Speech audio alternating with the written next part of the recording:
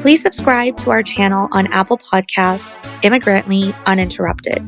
You can subscribe for as little as $34.99 for the entire year or $3.99 a month. And yes, you will get ad-free episodes. But honestly, this isn't really about skipping ads. It's about supporting independent media and conversations that don't always have a neat little box to live in. The kind of conversations where we talk about life, identity, culture, dating, relationships, all the messy, but real stuff. So think of it like this.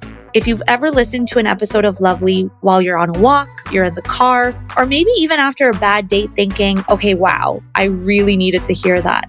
This is how you help keep those conversations going. So if Lovely has ever made you feel seen, challenged your thinking, or expanded the narrative around all those things, subscribing is one way you can support the show. If you enjoy the conversations we're having, subscribe to Immigrantly Uninterrupted and help us keep building this on our terms. And once you do, send me a message on Instagram. I'd love to know.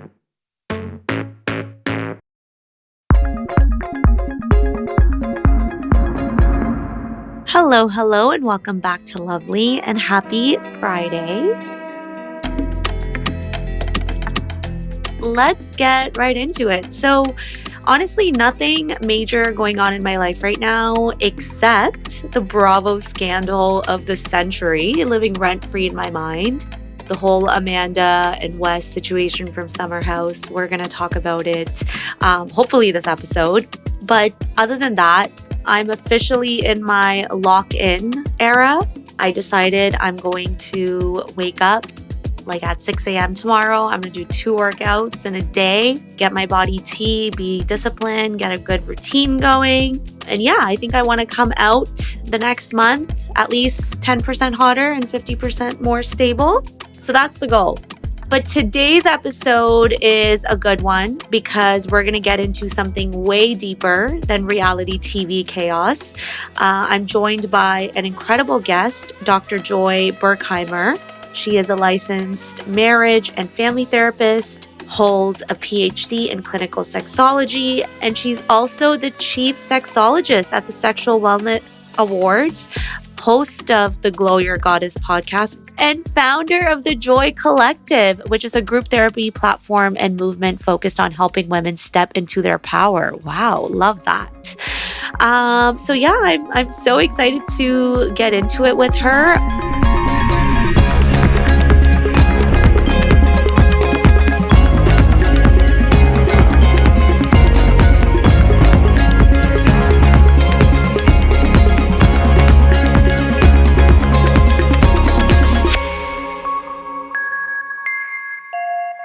Dr. Joy, welcome to Lovely. How are you?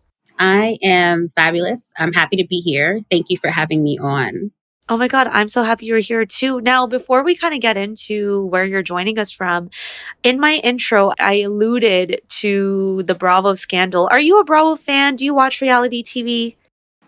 I don't anymore. I have graduated from it. However, I know what you're talking about. I literally just had to do an interview with a Yahoo editor specifically around this thing. So I am aware of all the things. Wait, can we quickly unpack this? And before we unpack it, I want to kind of tell our listeners what exactly we're talking about. So long story short, there's a show on Bravo called Summer House. They share a house in the Hamptons, and a few of them are single. There's a married couple, but this show is built on genuine friendships, and they almost act as a family. Like they almost spend every weekend together, and they talk about race and culture and identity and like friendships. So it feels personal when this person on the show, her name is Sierra, and then she was dating this guy, West, and then they broke up and he did her really dirty, and she, thank God the trash took itself out. But then this summer, he was like trying to redeem himself and being like, I've changed, I've grown, and whatever. And then there's this other person, Amanda, who is Sierra's best friend, who was married and in a relationship for 10 years, but now she's going through a separation. And we're like, yeah, like rebirth, rebrand, renaissance, and comeback era. But when we said comeback era, we didn't mean date your best friend's ex. So they just came out that Amanda and Wes started dating or exploring this relationship. And I think everyone is gobsmacked. So it feels like a betrayal. What are your thoughts on this? What do you think is happening? You have people who were in a space together who started to recognize things that they liked, recognize things about their partner that they didn't like. I think it's really easy for us to just spend a little bit of time with somebody who maybe hears us in a different way, responds to us in a different way with our partner. You can become infatuated with this idea of the difference, right? And I imagine that them coming together in this way has probably been something that was on their mind and their imagination for quite some time before it actually happened. I can't really foresee where the relationship is going to go. But what I feel like is what happened is this idea of what sometimes we'll call in group spaces instamacy. Okay, I've heard of intimacy, but what is instamacy? It's this instant intimacy, which is a false intimacy, by the way. A lot of times you'll see it when people, as a therapist, a lot of us start our workout in treatment. We start working in like treatment. So if I'm, say, like in a treatment center, I would see people who were married, who were coupled with other people come in to the space. And because they also had like similar stories and understandings, whether or not they were toxic understandings, they craved a certain type of connection. They would instantly feel like they had this soulmate bond with someone. And oftentimes, after they were going through the process and they were getting sober, they recognized that what they desired or what they thought they desired as this version of themselves, they didn't really. So this could also mean that their previous relationship that they had would also end because they were going through transition. So we are always transitioning. We're always shifting. There's this theory that all of us completely change every 7 years anyway. But if you have a group of people who are coming together, we're kind of witnessing these shifts, but you just don't know where the shift is going to land. The shift doesn't guarantee that I'm going to be better for the previous relationship. It just might mean I'm going to be in a different position, which might require a different relationship, a different type of connection. I can understand psychologically, like maybe what's happening, but at the core of it, if we really call a spade, like I personally feel it is a betrayal of girl code. I think it is a betrayal of friendship. And that like should not be taken lightly. Like I can understand that you're going through a lot of things and you can grow a certain liking to someone when you're in proximity with someone. I totally understand that. But to act on it feels bizarre. People do these things all the time. I wish I didn't know what I know. But yeah, but it doesn't make it right. It doesn't make it right. No, I'm not saying it's right. It doesn't. I'm not saying, you know what? I guess because I don't live in the world necessarily of wrong and right like that, because it is my space to completely understand even why a criminal would do this thing or whatever it is. I'm not saying it's right. And I'm not saying it's conducive for a continued friendship or anything like that. It's eye opening, right? But no, it is definitely a betrayal. We make agreements with everybody, with our friends, our romantic relationships, and it's a breaking of an agreement. So yes, that at the core of it is absolutely a betrayal in that definition for sure. It doesn't matter the reason, it's still a betrayal. Okay, that's valid, and I think maybe we can come back to this later, but you mentioned something like you're not really living in the world of right or wrong. So I think that's a good segue to learn a little bit more about you. And I kind of want to know, like, how did you grow up and how did that evolve into you not being in this world of right or wrong? And that kind of leads into like, what is your connection to immigrant identity? Yes, this is a great question. It doesn't really come up a lot. So I'm born in New York, but my mother's family is actually from Barbados. And so what's interesting about this is I did not know where my family was from until I was about 20, until after my mother passed. It was a secret. It was an interesting thing. So it was a typical, let's say, immigrant experience for a lot of people. I learned this later that the people who come may teach you to mask, right? Like your status, especially the time period that they came to the US. To be identified as an immigrant was to be identified as dirty. as like uneducated and all those things. And so literally the way that I speak now was something that was taught to myself, my cousins, from our parents to be able to get by. We actually owned funeral homes. So we owned business, and we had to do business, and we had to do it in a way that we were taught to do it in a way where we very much assimilated to the space, to not be discriminated against and things like that. Discrimination happens either way. But what this did was it really put us in a space of what I will say for a lot of people who are Caribbean and things like that, or of color, it's perfectionism is normalized, which is not healthy. Which is not healthy at all. Trust me, I'm an immigrant as well. And I beat myself up so much when what I do is not like perfect, So I can definitely relate to that. The way that I would say that it shaped my relationships was what also comes with this, unfortunately for us, is a space of living in narcissism. You have to kind of have this narcissistic system when people want to control how things are because they're living in fear of something, right? And so everybody was kind of ruled by like the do it this way and be this way because you have to present and be perfect. Or, I do classes on race-based traumatic stress, and I talk about this. A lot of us were taught you have to work 3 times as hard as everybody else to be seen as equal and those types of things, to be able to get through or to get by.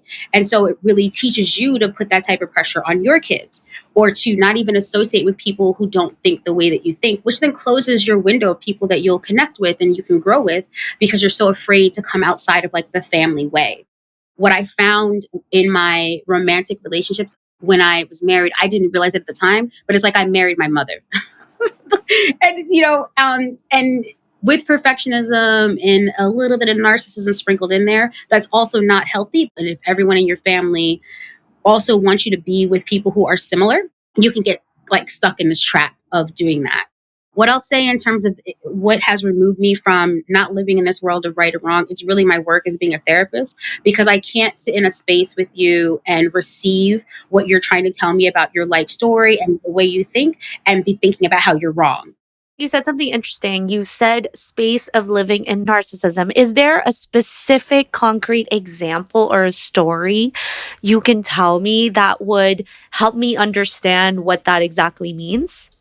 What I guess when I figured out that I had married my mom, so to speak, my ex-husband, I would say is a narcissist. Like as a therapist, I can now be pretty certain he has narcissistic personality disorder, right? What I could say for examples is having ultra control of the way that you raise your children, even the way that maybe I dress, because this is the thing about narcissists. Usually when they have children, they do not see children as separate individuals. They see them as parts of them, as extensions of them. So say I'm a woman who prioritizes shaving my legs, right? Whatever, just an example.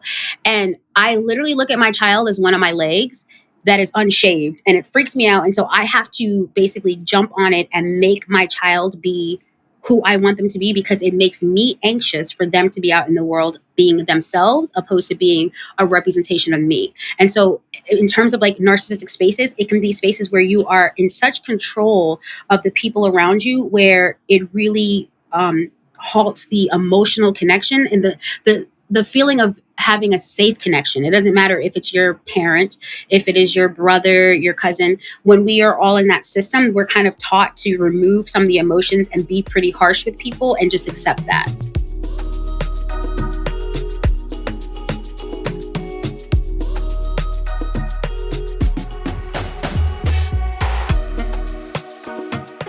I want to get into, I think you mentioned you did get married and then you mentioned your ex-husband. So walk me through that journey. When did you get married, or what made you want to get married to this person? And then why did it kind of end? Oh, this is... You're like, we'll be here all night. This is the first. Okay.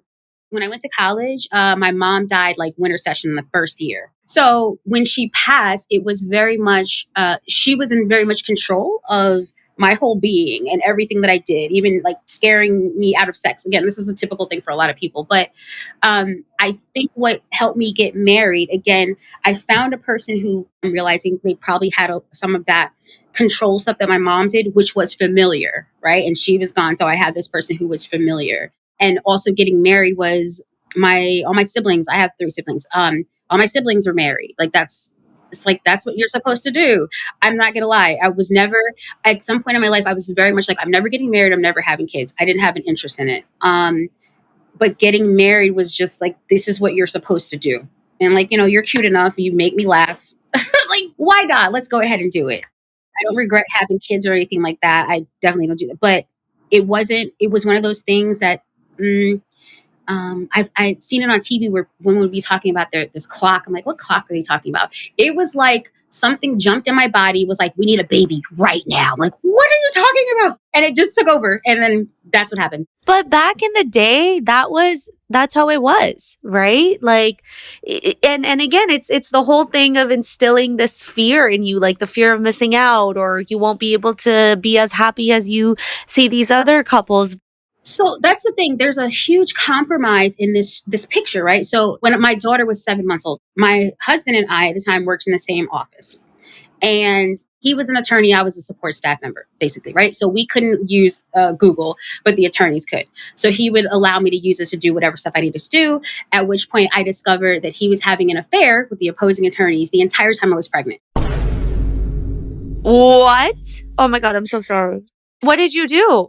I was devastated. I was going to leave. I'm very quick to be like, I'm packing up, I'm leaving. So that was the thing in terms of the compromise. I call my sister. She's my sister, right? Like, who else? I don't have my mom. And she says to me, oh, well, we're not baby mamas. That's not what we do. So essentially, I stayed and had another baby. That's what I did. Jeez, that's a poor idea. But it was all the information I had from the people in my circle who don't know any better. And that was literally the truth. Anyone who gave me advice is still currently in a miserable position. 1000%. Yep. I believe it, because when you're giving advice that doesn't benefit you and you're just like, well, this is how things have been, you just have to like figure it out. And you being like, well, you're my older sister, you have to know better, right? So like I would be a fool not to listen to you. So I can empathize with that. So then you found out about the affair. Did you ever confront your ex about the affair? I did. You did. And what was the reaction? After he got off the floor, I don't know. After Wait, what do you mean? Was he on the floor because he was like being dramatic? Like, how dare you accuse me of such a thing? Or y'all are really trying to drag it out today. Okay, I slapped the shit out of him, and then he got off the floor.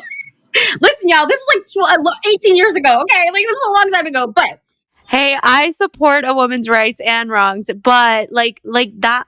Honestly, same. Like if that happened, I would go to jail, because what else am I supposed to do? Like coddle you? No. So that happened, and when we came back to our senses, he just did a lot of crying and groveling. The things that narcissists do when they're caught. That is what they do. This woman was literally in love with him. He was probably in love with her, for all I know. But like it was a whole lot of just grovel, please don't go. And we went to couples counseling. That also kind of supported my wanting to be a therapist at some point in time, because she was so bad. So we went to couples counseling for a little bit, and basically she's like, you have to get it together or you're going to get divorced. We stayed together. And then I had my son. My kids' birthdays are one day apart. I had my son exactly 3 years later and was divorced, I don't know, by the time he was one, probably. But it wasn't like a specific repair thing that happened. It was accepting this and him claiming that it wasn't going to happen again. But I really did hold on to what my sister said. And then it got kind of sad to the point where, and these are all values I would never have. But again, you get used to narky, abusive spaces where I was like, well, could you please just do me the favor and make sure I just don't know? Like stuff like that. Like, it's ridiculous to have to think that way, but it was like, how do I survive this situation? 100%. And I feel like I personally know a lot of people that have gone through this exact same storyline, and it's always the same thing. And I think at that point, it's just there's no more trust. You're constantly looking over your shoulders, and it's just not a way to live. So, what is your relationship status now? Are you dating? Are you not dating? I'm not like actively dating. Ugh, it's so icky. So because I got divorced in 2013, but because seriously, this man is a narcissist. He continues to find ways to engage in my life in horrible ways. One of the things that happened after like I want to say a recent breakup, maybe like a couple of years ago, a breakup. Basically, somebody was getting on like Bumble or whatever and impersonating me. So if I got on, they like the dating apps were blocking me as if I was a fake person because there was another person.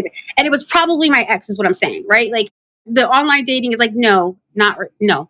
So I'm not actively dating, meaning like looking for people. If I go outside, right, I could date if I wanted to. I am not actively dating right now.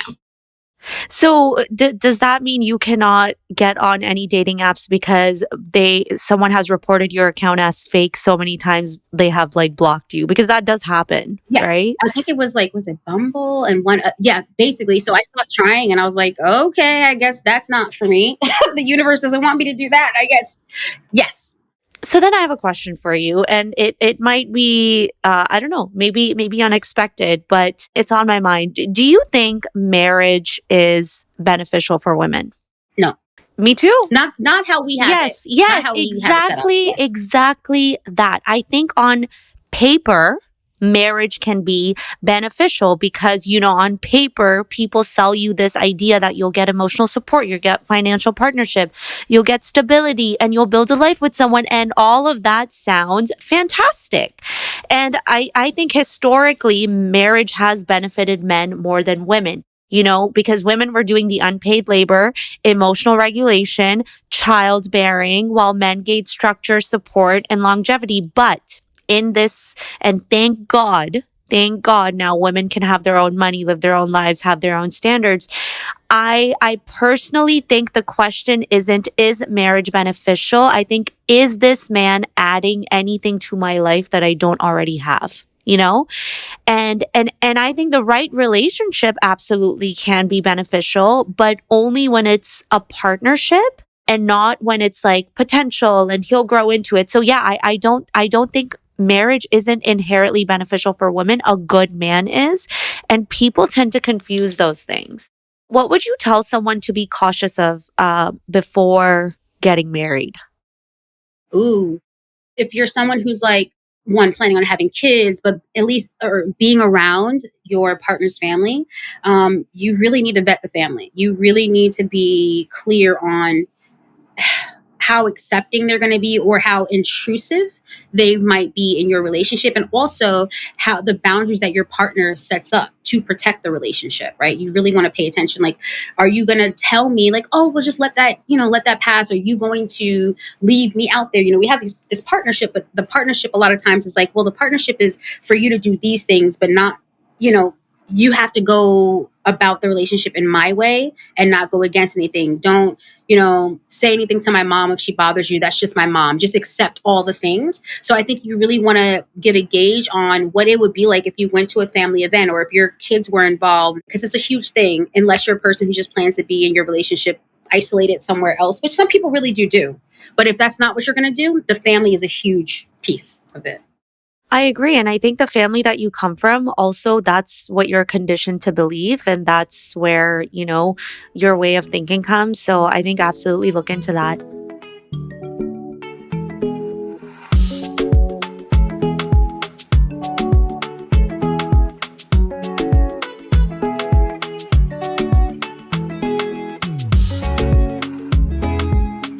Let's pivot a little bit. And I'm really, really curious to know, what is the Glow Your Goddess movement? And let's talk about where the name comes from.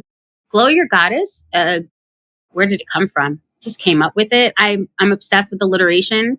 I've actually always had a liking for, let's say, it could be Greek stories, but any type of goddess, god, deity stories, origin stories that, like the hero's journey, basically going through a thing and then coming out better than you thought you would, recognizing more things about yourself, recognizing you're probably not even who you thought you were at all. So it was this thing around helping people glow from the inside, not just like an aesthetic thing, but remembering who you are.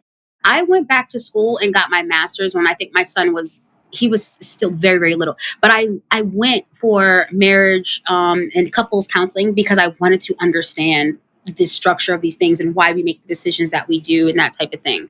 Everything that I've done, even I've worked in the domestic violence unit in the state attorney's office for about 10 years. I was so connected to seeing women be in a different space than they were, and repairing from the relationships that lied to you for so long that it like crippled you.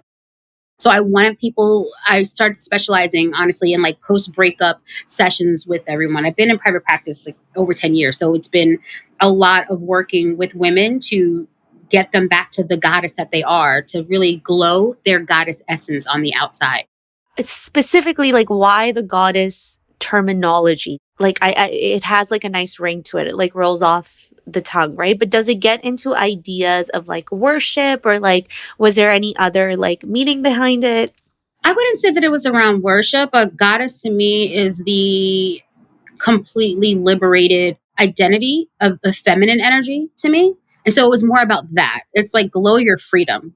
After all the things that I had moved through, freedom was probably the priority. And it was, once you taste it, it's just so yummy.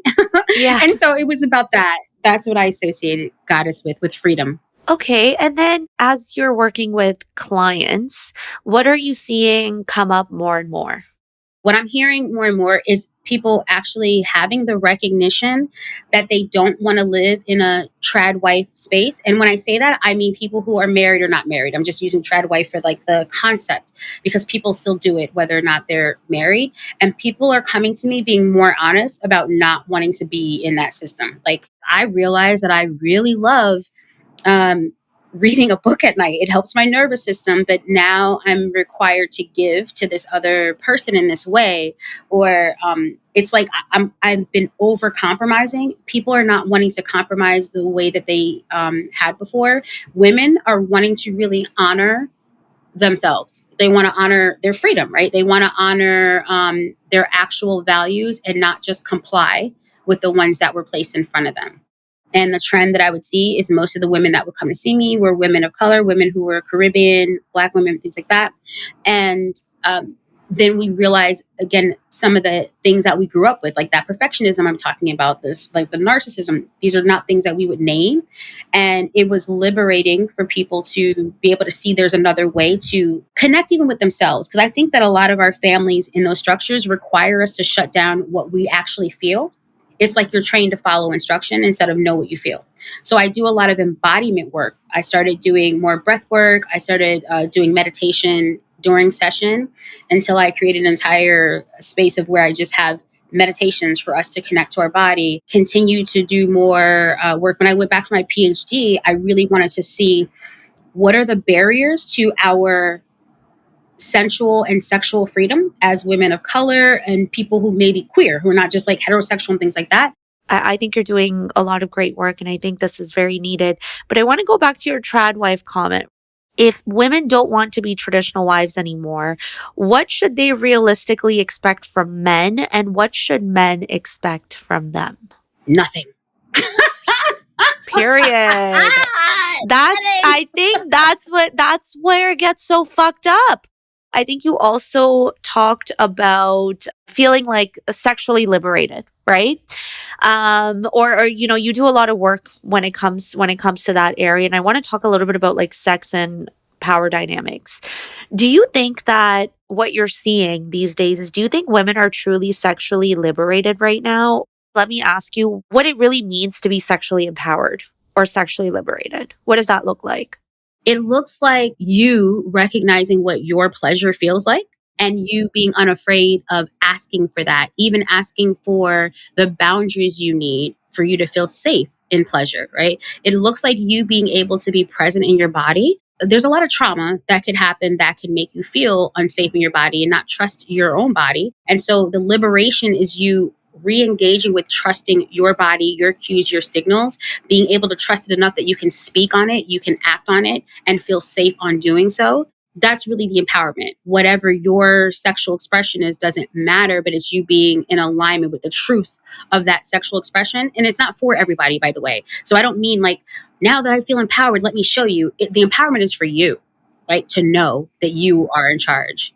And then I almost think that sometimes you can have the intention of feeling sexually empowered, but somehow it is still a version of you wanting external validation because we've seen so many shows, so many movies where someone being promiscuous can be labeled as a good thing or a bad thing. But when it's labeled as a good thing, you see often people labeling it as a good thing because the opposite gender is still getting what they want out of it. So then in return, like I just like, how do you like differentiate you're doing this for you and that's what this should look like and that's where you really get like joy and happiness from, not when it's like dependent on someone else's reaction. Like it's, I don't know if I'm making proper sense in asking this question, but This is, I'm saying it from the heterosexual standpoint. It doesn't have to be, I'm just using the terminology.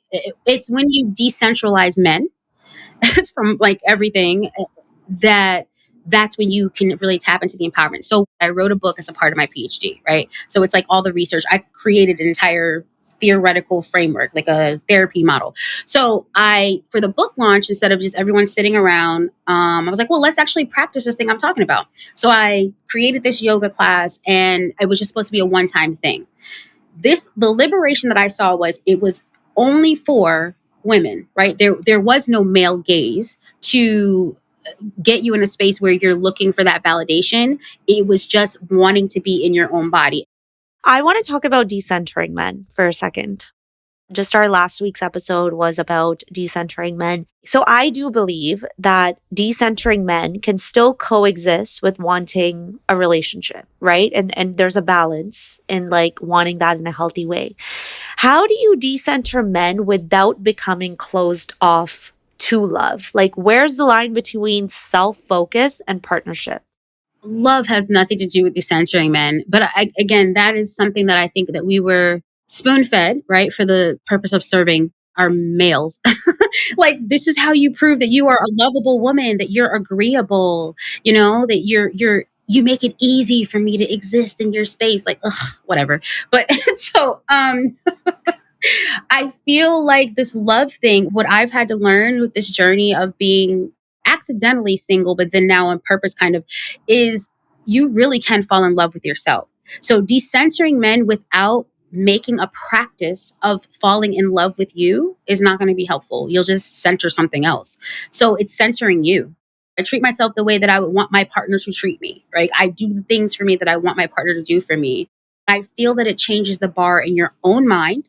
It changes what you will accept and won't accept. And you won't feel like you're losing things because you've decentered the type of person who wouldn't treat you well anyway. You'll feel like, oh my gosh, like, thank goodness I missed out on that like horrible situation.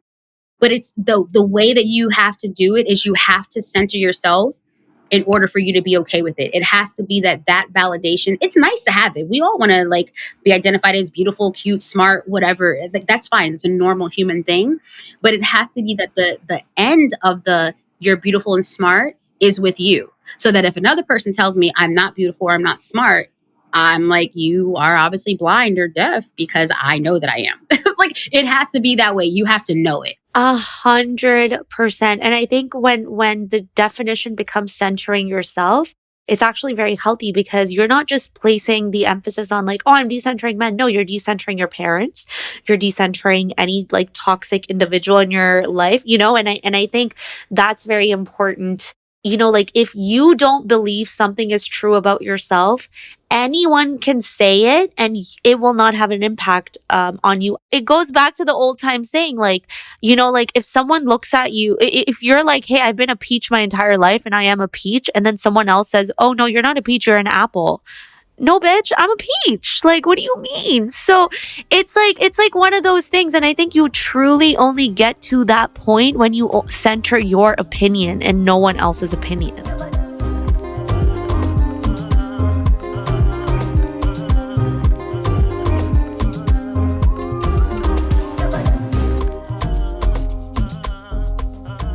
So this podcast is all about modern dating. I always like to ask, what is like your pet peeve about the way people are operating these days? The pet peeve is the dryness of everything, right? Like, do we know how to have conversations? someone like good morning a few times. I'm not too keen on that. So whatever. Okay, cool. I'm gonna like the thing. And so at some point, I'm like, young man, how can I help you? Like, what do you want? You trying to buy something? Like, what's up? So he's like, no, I'm just trying to get to know you. And so I say, okay, so have at it. Like, what? So, like, Oh my God, you're preaching to the choir. Like, actually, one of my prompts on Hinge is, let me pull it up so I say it right, but it's exactly that. It is, all I ask is that you don't act nonchalant, because like, actually, please, like, I want the chalantest of them all. Like, please start a conversation. Like today, I don't know, he like put it on me to start a conversation when he was the one that was reaching out. And I was like, bold of you to assume that I'm doing the heavy lifting. Like, you have to give me something good first. And then he goes, oh, like, now it's too much pressure. Okay, what is like your I am like super interesting fact, if you have any? Immediately unmatched. What, like, why am I being evaluated? Are you okay? And it's a shame because he was cute, and it takes like 20 profiles for me to find someone that is moderately attractive, has a decent job, lives close to me, and is not mega. Your pet peeve is people being super dry and not knowing the art of conversation and genuinely getting to know someone. Agreed. yes. And I think about it, like I want to ask him, but like, but I don't want to talk to him anymore. Like I want to ask, like, do you talk to like guys like this? I do wonder how they communicate with each other. Like, do you talk to everyone like this? How do you have friends? Like, this is weird to me. We talk about being chosen. And I thought about it the other day. I was like, nah, that's not really what it is. Like, I'm the chooser. Like, that's true. Like, I'm literally the chooser. If I walk over here and I do this thing or I say this thing, like I'm choosing, right? Like, you think you're choosing, it's fine. But me being the chooser, you kind of have to do more of the work. I'm sorry. The one person, yeah, maybe like the one person that I hung out with that was local or whatever, this man had to write me, I don't know, at least 3 poems over a 7-day period for me to be like, oh, hey, what's up? Wait, did you ask him to write the poems, or he voluntarily wrote the No. poem to get your attention? Correct. Like, come with it. Yes, come with it. You know what I I mean? like that. Honestly, that is someone being chalant, and that's all I'm asking for.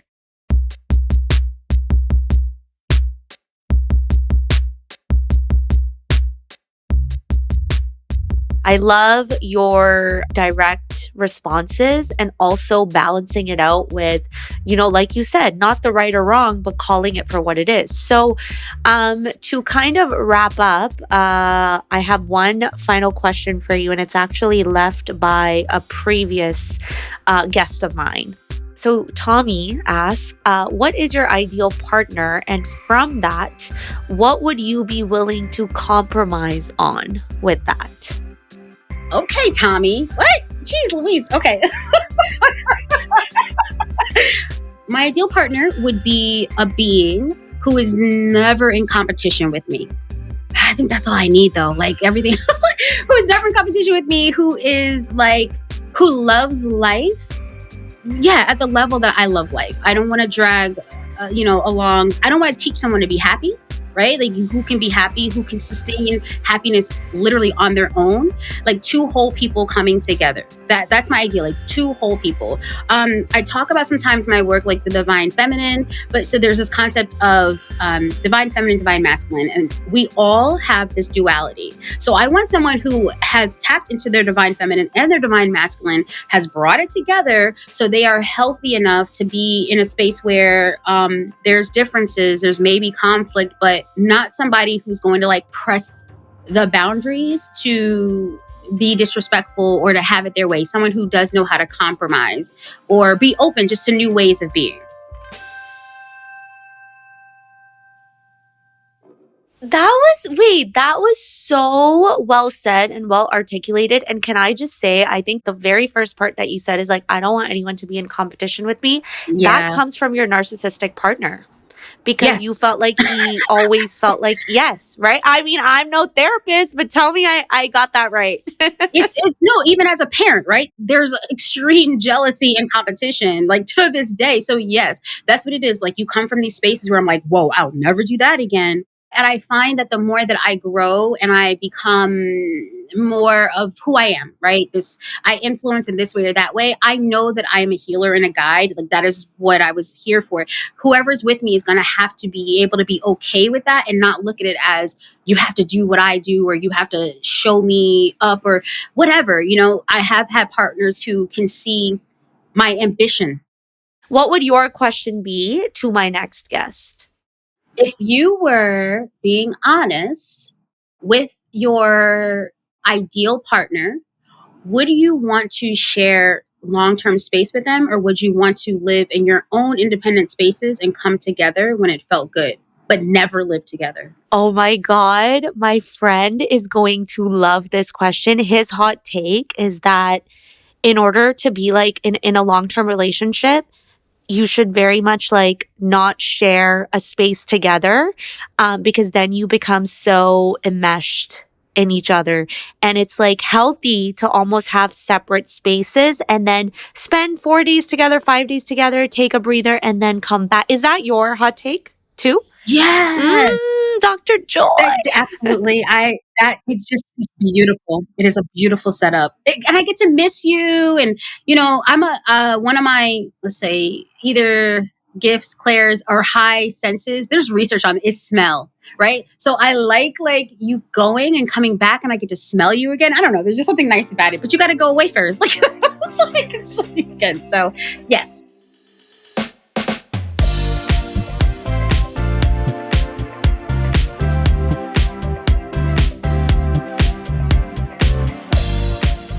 We covered so much, like from relationships to self-worth to what it actually means to like feel at home in your body. And I think all the stories and, examples that you gave, like I really appreciate your honesty and perspective into this conversation. I know it's going to resonate with a lot of people listening.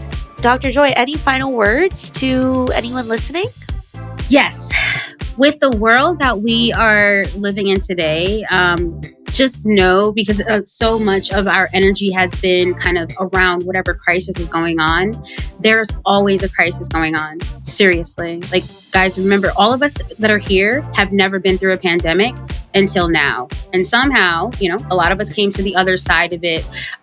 Just know that whatever the things are that are going on outside of you, will only have as much impact as you allow it to have. So if you put this focus on really growing this garden internally, we will continue to be able to evolve and withstand all of the changes that are going on outside of us. So really prioritize that inner love, that inner sanctuary, so we can keep going and keep glowing. I agree. And if someone wanted to hear and see more of your work, joyberkheimer.com. And on Instagram, Glow Your Goddess is pretty much going to be the hub for all the things that I am offering for my support groups, tarot cards, all types of stuff going on over there. But it's all centered around my feminists who have been in a space where we've been told to stay small or stay in a certain space. If you want to come out of that, if you want to kind of explode, come visit over at Glow Your Goddess. Amazing. Thank you so much for being here. Of course.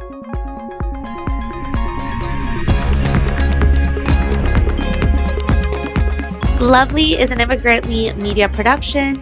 This episode was produced by Sadia Khan and Shay Yu, written by me, Mahek. Theme music, sound design, and editing by Lou Raskin. Other music is by Epidemic Sound. See you next week for more Lovely.